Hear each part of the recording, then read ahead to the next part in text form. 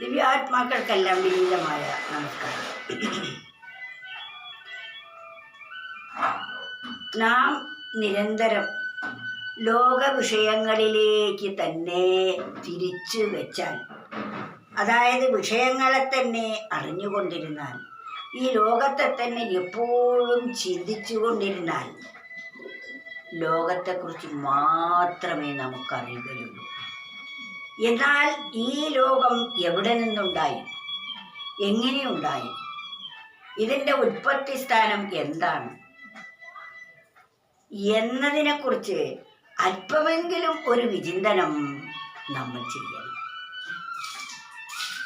ഈ ലോകത്തിന് ആധാരമായിരിക്കുന്ന വസ്തു ഏതാണ്, ഏതിൽ നിന്നാണ് ഇതെല്ലാം ഉണ്ടായത് എന്ന ബോധം നമുക്കുണ്ടാവണം. ആ ഒരു അന്വേഷണ ത്വര ഉണ്ടാവണം. എങ്കിൽ മാത്രമേ നമുക്ക് സത്യത്തെ അറിയാൻ കഴിയുകയുള്ളൂ. അതിനൊരു ഉദാഹരണത്തിലൂടെ ഒരു കവി പറയുന്നു: ദർപ്പണം തന്മുഖത്തിൽ നേർവെച്ചാൽ അപ്പോൾ മുഖത്തിനെ കണ്ടുകൊള്ളാം.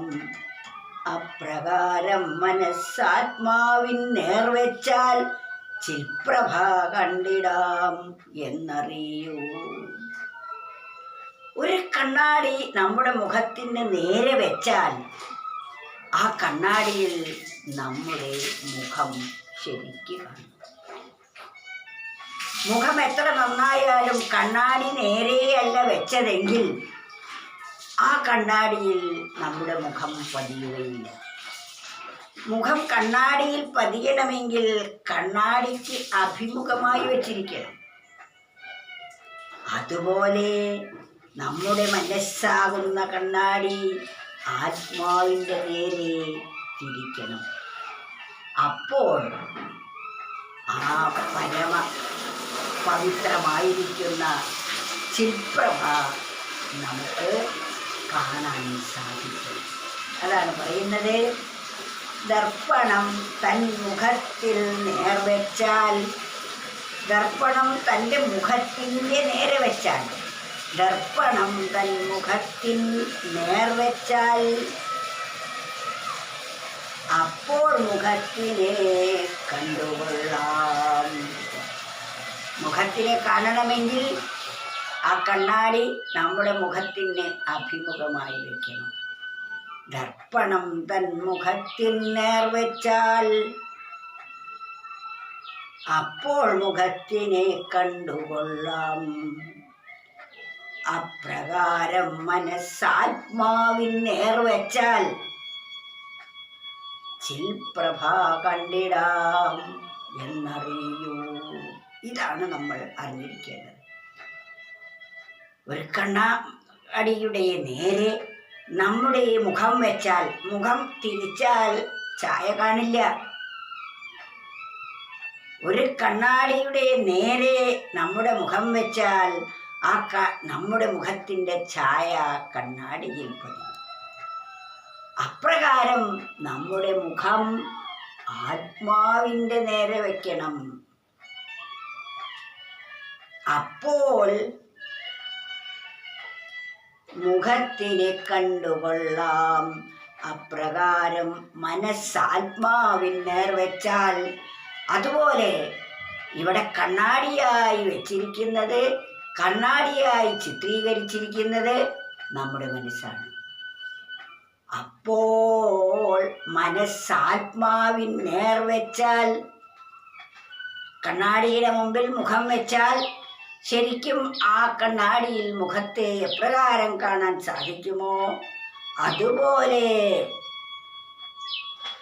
മനസ്സ് ആത്മാവിൻ്റെ നേരെ വെച്ചാൽ നമുക്ക് ചിൽപ്രഭ കണ്ടിടാം. ആ പരമാത്മാവിനെ അപ്പോൾ നമുക്ക് കാണാൻ സാധിക്കുന്നതാണ്. ആ ചിൽപ്രഭ കാണുക എന്നതാണ് നമ്മുടെ ജീവിതത്തിൻ്റെ പരമമായ ലക്ഷ്യം. ഇപ്പോൾ നമ്മൾ കാണുന്നതൊന്നും യഥാർത്ഥമായ പ്രഭയല്ല. ആ പ്രഭയുടെ വെറും നിഴൽ മാത്രമാണ് ഇപ്പോൾ ഈ ജഗത്തായി പരിണമിച്ചിരിക്കുന്നത്. അത് തന്നെയാണ് ജഗത്തായത്. പക്ഷേ അതിൻ്റെ സ്വഭാവമല്ല ഇതിനുള്ളത്. അത് അനശ്വരമാണെങ്കിൽ ഇത് നശിക്കുന്നതാണ്. ഇതിന് നാമരൂപങ്ങൾ എപ്പോഴും മാറിക്കൊണ്ടിരിക്കുന്നതാണ്. ഇതിന് വൃദ്ധിക്ഷയങ്ങളുണ്ട്. ഇതൊരു നാൾ ഇല്ലാതെയാവുന്നതുമാണ്. അതിനാൽ ഐസ് പോലെ നീരാവിയിൽ നിന്ന് വെള്ളമുണ്ടായി, വെള്ളത്തിൽ നിന്ന് ഐസുണ്ടായി. എന്നാൽ ഐസാകട്ടെ നമുക്കെന്നും നിലനിൽക്കാൻ സാധിക്കുകയില്ല. അതേത് നിമിഷവും അതിൻ്റെ രൂപം മാറിക്കൊണ്ടേയിരിക്കുന്നു, നാശത്തിന് വിധേയമാണ്. എന്നാൽ ഐസ് വാസ്തവത്തിൽ നശിക്കുന്നുണ്ടോ? ഐസ് എന്ന് പറയുന്ന ആ വസ്തു വിശേഷത്തിന് നാം നിറമുണ്ട്, അതിനൊരാകൃതിയുണ്ട്. അത് രണ്ടും നഷ്ടമാകുന്നു. അതിൻ്റെ പൂർവ്വരൂപത്തിലേക്ക് അത് തിരിച്ചെത്തുകയാണ് ചെയ്യുന്നത്. ഐസിൻ്റെ പൂർവ്വരൂപം നീരാവിയാണ്. അത് നീരാവിയാകുന്നു. നീരാവിയെ നമുക്കൊരിക്കലും കാണാൻ സാധിക്കുകയുമില്ല. നീരാവി സർവത്ര വ്യാപിച്ചിരിക്കുന്നു. നീരാവി തണുക്കുമ്പോഴാണ് ജലമായി, ജലം തണുക്കുമ്പോൾ അത് ഐസായും മാറുന്നു. ഐസും നീരാവിയും തമ്മിലുള്ള ബന്ധമൊന്ന് ആലോചിച്ചു നോക്കൂ. അനശ്വരമായി നീരാവി നിലനിൽക്കുന്നു, നശ്വരമായി ഐസും നിലനിൽക്കുന്നു. അതുപോലെ പരമാത്മാവ് നീരാവിയെപ്പോലെ അനശ്വരമായി നിലകൊള്ളുന്നു. അതിൻ്റെ ആ പരമാത്മാവിൻ്റെ രൂപാന്തരപ്പെട്ടുണ്ടായ ജഗത് പദാർത്ഥങ്ങളെല്ലാം തന്നെ ഐസ് പോലെ ക്ഷണികവുമാണ്.